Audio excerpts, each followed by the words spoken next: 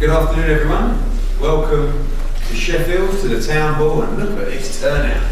He's still a star, the boy, isn't he, A special one. And I'll tell you, I was walking through Sheffield this morning, just up by the Peace Gardens. I was remembering that show back in May. And what a show it was. And obviously it was a tough fight for Kell Brook, but what a night that was. Sometimes we forget 27,000 people in at Bramall Lane for Kell Brook defending the world title. And of course we wanted it to go the other way. It didn't work out. It was an incredible fight against Errol Spence. And I'd say it's great to be back in Sheffield, especially after that event. And I know that a lot of people sat at home that night or on their computers, eating their Domino's pizzas, drinking their pints. No, Kell Brook should have carried on in that fight. Do yourselves a favour and watch the 10th round of that fight. And Kell Brook went out and gave every inch of his soul to try and overcome Errol Spence with that injury. And I'm very excited to see Kell Brook back in the ring. I think it took him a while to get over that defeat. To lose in front of your own fans, to lose the world title, was a bitter pill to swallow. And it's taken him a while to get the bit between his teeth. And with the help of Terry and the family and Dom, he's got the bit between his teeth now. And a certain addition to the Matchroom stable and Amir Khan, I've seen even a switch in the last week or so in Kell Brook. He's got the hunger back, he's got that look in his eye, and he needs that. And if he's got that, and he's got that buzz, he's very, very difficult to beat, especially at a weight that's going to suit him like 154 pounds.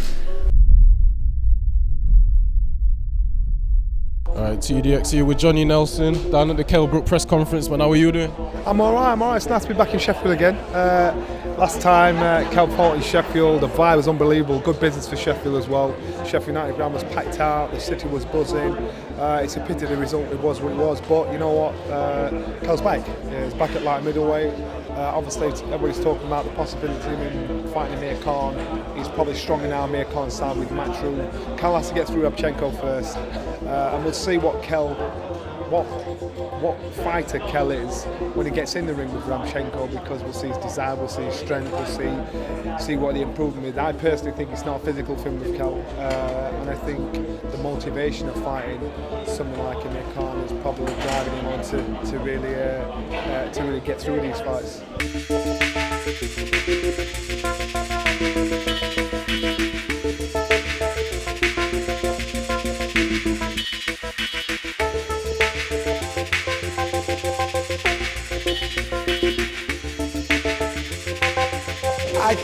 I think let's see how he's going to fare at this weight. I personally think it's going to suit him so much. I think in moving up to light middleweight, I think it's the best decision he could have done.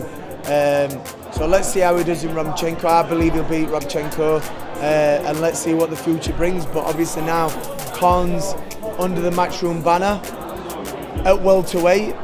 Will they come to a bit of a compromise with the weight, bit of a catch weight? Will Khan move up to 147, or will Kell, for one more time, grind himself to get down to 147? Let's see what happens. I think that it's a great fight for Kell Brook. It's a very tough fight against Rabchenko, but we're going to find out what he has left in this kind of fight. Great card.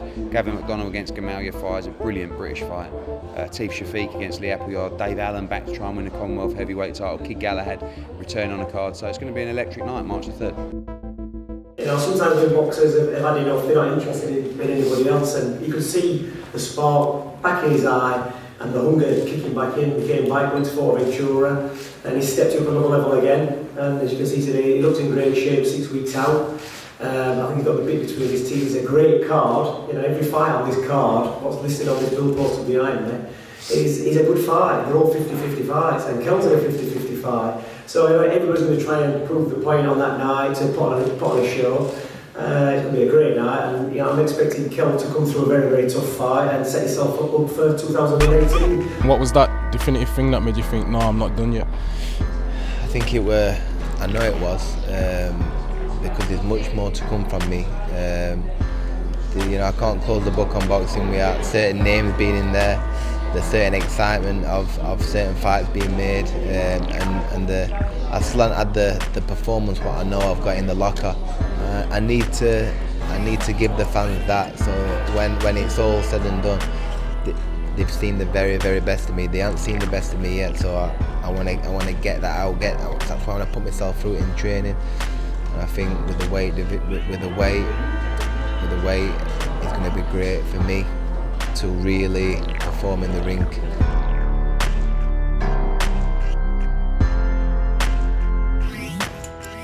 I think with the Golovkin, because I put a lot of muscle on for that fight and draining myself and being ill 3 times in the fight, and the camp not going as smooth as I wanted it to, drained me.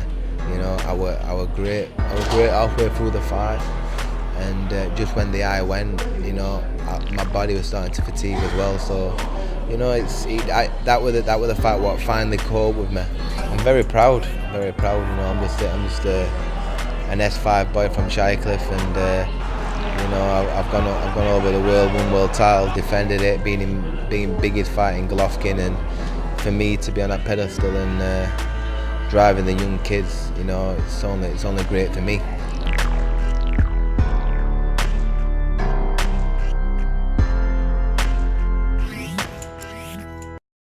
I think it's a great card, some great fights on, and Eddie's just confirmed there's more to add.